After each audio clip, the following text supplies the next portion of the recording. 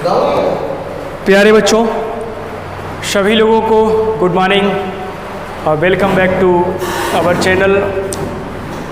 आज हम class 11th के मैथमेटिक्स सब्जेक्ट से सम्मिश्र संख्याएं एक टॉपिक है। अच्छा, एक इससे पहले टॉपिक और था गणितीय आगमन का सिद्धांत। वो अभी इस साल कोरोना की वजह से 30% जो कोर्स आपका रिड्यूस किया गया है उसमें से वो चैप्टर आपका हटा दिया गया। अच्छा, दूसरी चीज़, हमने वीडियो भी अपलोड किया है, तो आपको अगर जानना हो क्या कम किया गया क्या नहीं तो वो वीडियो से आप देख सकते हैं। और एक और जानकारी आपको देना चाहें कि अभी हम आपको इससे पहले ट्रिग्नोमेट्री टॉपिक जो पढ़ा रहे थे, ट्रिग्नोमेट्री फंक्शंस, उसमें मैंने सबसे लास्ट जो लेक्चर आप देखेंगे उस लास्ट लेक्चर में मैंने आपको ये बताया था, व्यापक हल बताया था और समीकरण का व्यापक हल कैसे निकालते हैं। मैंने ये चीज़ बताई थी, sin x बराबर cos x, वो cos y अगर cos x बराबर cos y हो और tan x बराबर tan y हो। इस टाइप से सवाल जो है वो हालांकि कम कर दिए गए इस साल के सिलेबस से, लेकिन मैंने सवाल आपको एक दिन का वो लेक्चर इसलिए बनाया कि वो इम्पॉर्टेंट इंटर के लिए भी होगा। अब इंटर में हम ये फर्स्ट ईयर वाला तो नहीं पढ़ा सकते हैं, तो अभी मैंने थोड़ा बेस क्लियर कराने के लिए वो लेक्चर एक बना दिया है, क्योंकि इंटर में ये चीज़ बहुत सीखना जरूरी है। तो इसीलिए हमने बता दिया, आप उसको अदरवाइज ना लें, ये ना कहें कि सर इस साल सिलेबस में नहीं है फिर भी आपने पढ़ाया। वो पढ़ाना थोड़ा ज़रूरी था, इसलिए मैंने उसका एक लेक्चर बना दिया है। तो जिन्होंने वो नहीं देखा, वो बहुत इंपॉर्टेंट चीज़ है, वो आप लोग देख लें। अब हम बात करेंगे यार बेटे सम्मिश्र संख्याओं की। अच्छा, नाम से पता चल रहा सम्मिश्र संख्याओं का मतलब क्या है, इसका नाम क्या है सम्मिश्र संख्याएं। सम्मिश्र संख्या बेटे कोई भी नहीं है, मतलब उसका कहने का केवल तात्पर्य है कि वास्तविक संख्याएं, इसको इंग्लिश में कहेंगे रियल नंबर्स। क्या कहेंगे? Real numbers. और काल्पनिक संख्याएं यानी कि काल्पनिक संख्या कहेंगे इमेजिनरी नंबर्स।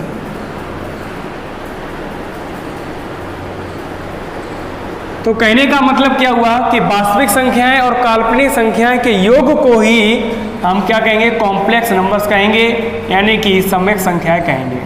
ठीक है, बात इतनी समझ में आई होगी। हम मतलब इतनी पूरी भाषा ना लिखा के केवल एक लाइन बताएंगे कि सम्मिश्र संख्या क्या कहलाती है। वास्तविक संख्याएं और काल्पनिक संख्याओं का योग ही सम्मिश्र संख्या कहलाता है, यानी उनका मिश्रण ही सम्मिश्र संख्याएं कहलाता है। Sum of real numbers and imaginary numbers are called complex numbers, यानी कि वास्तविक संख्याओं और काल्पनिक संख्याओं का योग ही सम्मिश्र संख्याएं कहलाता है। अब इसको हम लोग अमूमन क्या हम लोग सम्मिश्र संख्याओं को z से रिप्रेजेंट करेंगे। इसकी फॉर्म क्या होती है वो भी सीख लीजिए। z बराबर a प्लस IV। अब आप कहेंगे सर ये I क्या है, हम इसके बारे में भी विस्तृत जानकारी आपको देंगे। ये I क्या है, इसी पे हमें चर्चा करनी है। I क्या है, अब आपको बताएं कि पहले 1777 से पहले कोई गणितज्ञ ने ये नहीं बता पाया था कि काल्पनिक संख्याओं को कैसे सॉल्व करेंगे। 1777 में एक गणितज्ञ आए थे जिनका नाम था आयलर। आयलर ने इस आई की खोज की थी और जिन्होंने ही यही बताया था कि काल्पनिक संख्याओं को कैसे हल करेंगे। तो उन्होंने 1777 में उन्होंने बताया था कि आई का हम लोग मान, यानी कि इसका नाम आयोटा, इसे हम आयोटा भी कहेंगे, आयोटा, IOTA, आयोटा से रिप्रेजेंट करते, आई से रिप्रेजेंट करते, इसका पूरा नाम होता आयोटा। तो उन्होंने ये बताया कि किसी भी संख्या, ऋणात्मक संख्या का वर्गमूल नहीं लिया जा सकता है। मतलब उनसे पहले वैज्ञानिकों ने या गणितज्ञों ने कहा था, जैसे x² बराबर -5 आया तो x बराबर √-5, ये बेटे ये आपका हल करना संभव नहीं है, इसको हल करना संभव नहीं है। तो मैथमेटिशियन जो आयलर थे उन्होंने 1777 में क्या बताया था, 1777 में, कि इसको भी हल करना, इसके भी मान निकालना किसी ना किसी तरीके से संभव हो सकता है, परंतु कैसे। उन्होंने आयोटा का एक खोज किया 1777 में और उसी पर लेकर उन्होंने हल निरूपित किए या हल को बताया। कैसे बताया, चलिए हम आप बात करेंगे। उन्होंने कहा था कि अगर आई हो तो हम उसको क्या मान लेंगे, जैसे अभी मैंने बताया था x² बराबर, जैसे x² प्लस 5 बराबर 0 है तो x² बराबर -5, तो x बराबर क्या आएगा √-5, ये प्लस माइनस। तो अब ये बेटे काल्पनिक संख्या है, इसको हल करना संभव नहीं था पुराने ज़माने में, क्योंकि ये इमेजिनरी पार्ट है, इमेजिनरी संख्या है, काल्पनिक संख्या है, इसको मानते हैं हम लोग, इमेजिन करते हैं ये काल्पनिक संख्या है, इसका हल संभव नहीं था। अब उन्होंने क्या किया, इसको हल संभव करने के लिए उन्होंने क्या किया, जैसे ये -5 लिखा है तो उन्होंने क्या किया है, जैसे ये मान आया है x बराबर √-5, तो उन्होंने 5 को अलग कर लिया है और -1 को अलग कर लिया है, बात वही हुई है। -5 को हम इस तरीके से लिख सकते हैं बेटे, तो x बराबर √5 और इस -i को उन्होंने i से रिप्रेजेंट कर दिया, वेयर ये बेटे i की वैल्यू उन्होंने ले ली थी कितनी, -1, और जहां i को क्या बोलेंगे, आयोटा बोलेंगे। अब जिसकी खोज किसने की थी, आयलर नामक गणितज्ञ ने 1777 में की थी। इतनी बात कोई एग्जाम में नहीं आएगा किसने खोज की थी, लेकिन जानकारी की दृष्टिकोण से इंपॉर्टेंट बात है, उसको भी सीखेगा। तो इसीलिए उन्होंने बताया था कि √-1 की वैल्यू i ले ली। अब i का मान आप लोग याद कर लेंगे कि i की वैल्यू बेटे क्या होगी, √-1 होगी, ठीक है। i² की वैल्यू कितनी होगी, तो आप जानते ही हैं i² की वैल्यू क्या करेंगे, इसका स्क्वायर ही तो करेंगे, तो -i है अंडर रूट के अंदर, अगर हम इसका स्क्वायर करेंगे तो i² की वैल्यू बेटे क्या बन जाएगी, 1 बन जाएगी। क्या बन जाएगी, i² की वैल्यू -1, क्योंकि स्क्वायर से ये खत्म, भाई स्क्वायर से अंडर रूट खत्म हो जाता है, तो i² की वैल्यू बेटे क्या आ गई, -1 आ जाएगी। बात समझ में आई, i² की वैल्यू बेटे क्या आ जाएगी, -1 आ जाएगी। तो गणितज्ञ ने बताया इस तरीके से सवाल को। बेटे आपसे बात करेंगे, कभी कभी क्वेश्चन ऐसे आपसे पूछ दे कि i³ की वैल्यू कितनी होगी, तो हम लोग किसको इस तरीके से ही करेंगे, i³ को लिख सकते हैं i² × i, ठीक है, बात वही है। तो i² की वैल्यू बेटे याद कर लीजिए -1 और i की जगह i, तो -i का गुणा -1 में करेंगे, यानी कि माइनस का i। आपसे पूछा जाए i की पावर 4, तो i की पावर 4 को i² × i² लिख लेंगे, क्योंकि इससे हम i² की वैल्यू निकाल चुके हैं। i² की वैल्यू हम जानते हैं कितनी होती है, -1, और i² की वैल्यू कितनी होगी, यहाँ भी -1 का गुणा -1 करेंगे तो क्या हो जाएगा, +1 हो जाएगा। इस तरीके से तमाम बातें हैं। जैसे i की पावर 6 है, तो i की पावर 6 को आप क्या करेंगे, i की पावर 6 को आप बेटे लिख सकते हैं i की पावर 4 × i की पावर 2, 4 और 2 मिलकर 6 होगा, और i की पावर 4 की वैल्यू अभी हम निकाल चुके, 1i की नहीं, और i² की वैल्यू कितनी है, -1, तो -1 का गुणा 1 में करेंगे, -1। तो इस तरीके से तमाम क्वेश्चंस हैं, कोई भी बात आपसे पूछ देगा तो आप इसके आंसर को निकाल पाएंगे, ठीक है। आपसे अगर बेटे ये पूछ दे कि i की पावर, मान लीजिए i की पावर उसने पूछ दिया है 21, तो क्या करेंगे, तो सबसे ज्यादा पावर आप कितनी निकाल चुके हैं, देखो सबसे ज्यादा पावर आप इसे 4 भागों में विभाजित करो, मतलब 21 को आप क्या कर सकते हो, जैसे 21 को जब आप फैक्टर करेंगे तो ये बन सकता है i पे पावर 4, देखो ऐसे करेंगे कि i पे पावर जो 4 होगी वो कितनी बार बन जाएगी, आप देखिए i पे पावर 4, i पे पावर 4, i पे पावर 4, i पे पावर 4, i पे पावर 4, तो 4 × 4, 4 दूनी 8, 4 12, 4 चौको 16, 4 पंचे 20, तो 20 i बन गई, हमें एक i और बनानी है। तो क्या मतलब हुआ इसका, i की पावर 4, i की पावर 4, ये बेटे 4 × 4, 4 दूनी 8, 4 12, 4 चौको 16, 4 पंचे 20, 20 और 1 मिलकर 21 हो गई। अब i की पावर 4 की वैल्यू बेटे हम निकाल चुके हैं, 1 होती है, इसकी 1 होगी, इसकी 1 होगी, इसकी 1 होगी, इसकी 1 होगी, 5 बार लिख दिया, ये i की जगह i लिख दो। 1 का गुणा किसी भी संख्या में करेंगे 1 होगा, 1 का गुणा i से करेंगे तो i होगा। बात समझ आ गई, यानी कि अब हम दुनिया भर का मान नहीं निकालेंगे, हम क्या करेंगे, 4 से भाग दे देंगे। हमने क्या निकाला, कैलकुलेशन बेटे ये निकला, जैसे i की हम क्या करेंगे, 21 में 4 से भाग दे देंगे, 4 पंचे 20, तो कितनी i बन जाएंगी।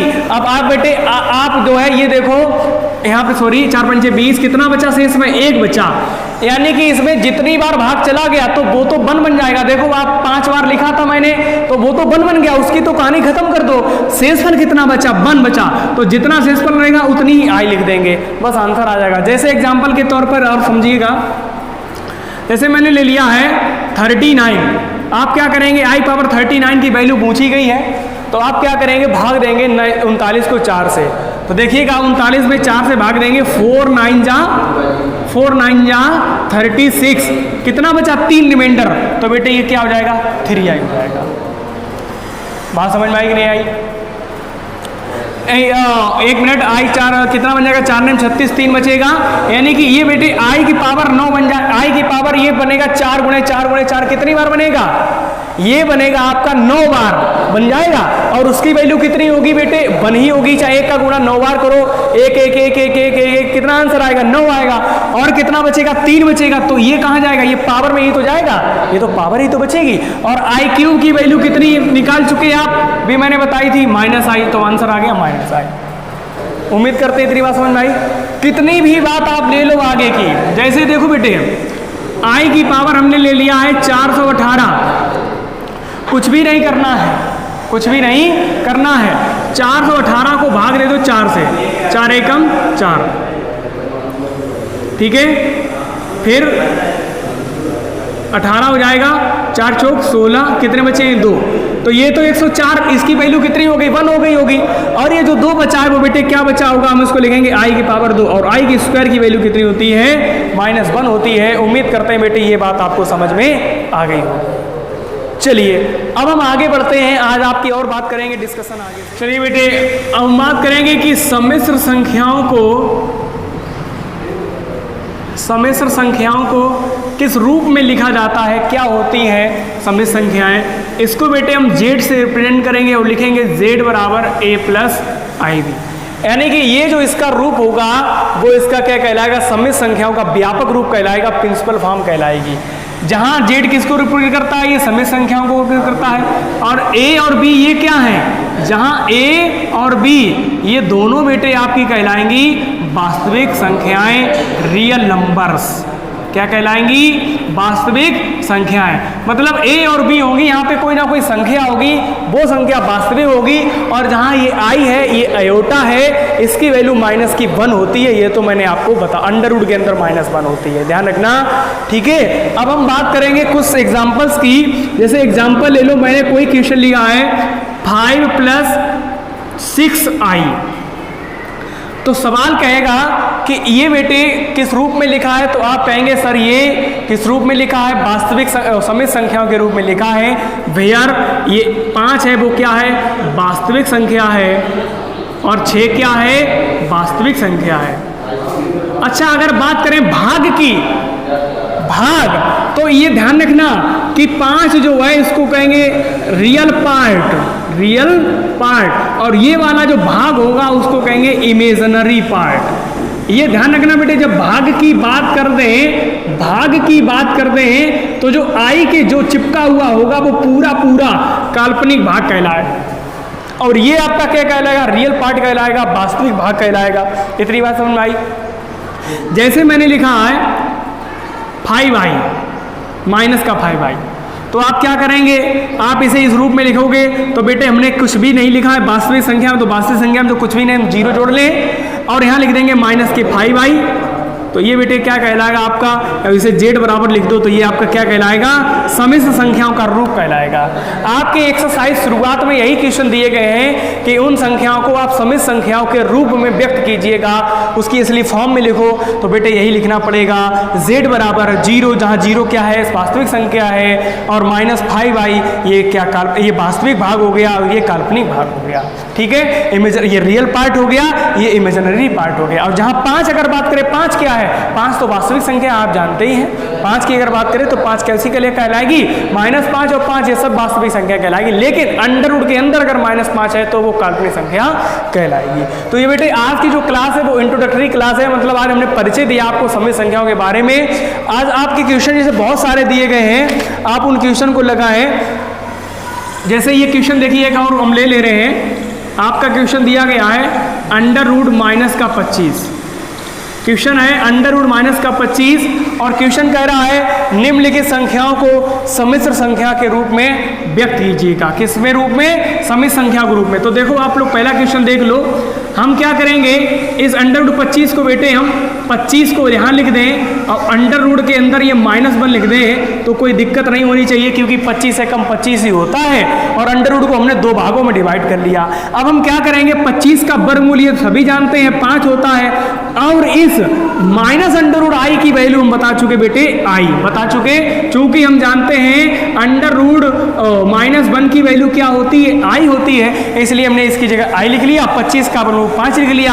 और यहाँ पे इसको कह रहा था हमें किस रूप में लिखना है, इस रूप में लिखना है, कह रहा सवाल कि इस रूप में लिखो, तो हम लिखेंगे z बराबर 5i, लेकिन यहाँ पे बेटे कोई वास्तविक संख्या नहीं जुड़ी, तो हम क्या जोड़ लें, 0 जोड़ सकते हैं, तो आंसर हो गया z बराबर 0 + 5i। तो ये संख्या क्या कहलाएगी, वास्तविक समित संख्या कहलाएगी। और एग्जाम्पल ले रहे हैं, देखिए एग्जाम्पल नंबर और ले रहे हैं, आपकी क्वेश्चन की बुक से ही उठा रहे हैं, जैसे -12 लीजिए। तो -12 देखो बेटे हम क्या लिखेंगे, 12 के जब आप फैक्टर करते हैं, गुणनखंड करते हैं, 2 छंग 12, 2 तिया 6, 3 एकम 3, जिसका जोड़ा बन जाता है उसको हम अंडर रूट के बाहर लिख सकते हैं, यानी कि हम इसको लिख सकते हैं 4 × 3, 4 × 12 होगा कि नहीं होगा, और वो भी किसका, माइनस का, तो हम यहाँ ये ले सकते हैं। अच्छा माइनस चिन्ह हम यहाँ लगा दें, कोई दिक्कत नहीं होनी चाहिए, लगा दिया। 4 का वर्गमूल सभी को मालूम है 2 होता है, इसको 2 लिख लिया, और अंडर रूट के अंदर क्या बचा, -3। अब हम क्या करेंगे, 2 अंडर रूट 3 को अलग लिख दें, और इस माइनस को हमें अलग करना है, क्या लिखना है, माइनस का क्या लिखना है बेटे, आई लिख, माइनस का 1 लिखना है। अब हम क्या करेंगे, 2 अंडर रूट 3 और -1 को हम क्या ले सकते हैं, आई ले सकते हैं। बात समझ में आई, देखो 2 अंडर मतलब माइनस चिन्ह को हमें हटाना है, वो आई के साथ 1 के साथ जोड़ना है, और -1 की वैल्यू आई होती है, तो आंसर आपका क्या हो गया। इसे अब आप जब रूप में लिखेंगे तो z बराबर, यहाँ वास्तविक संख्या नहीं हम उसे 0 मान लेंगे, और यहाँ बेटे आई लिख देंगे और 2 अंडर रूट 3 लिख देंगे, यही आपका हो गया क्या, समित संख्याओं का असली रूप हो गया। तो उम्मीद करते हैं बेटे आपकी ये बात सभी के समझ आई होगी। इस तरीके से तमाम क्वेश्चन आपके बुक में दिए गए, हम उन क्वेश्चन को दे देंगे, आप उस क्वेश्चन को सॉल्व करके हमें सभी लोग व्हाट्सएप ग्रुप पे सेंड करेंगे। आज के लिए इतना पर्याप्त है। Thank you so much for watching the video.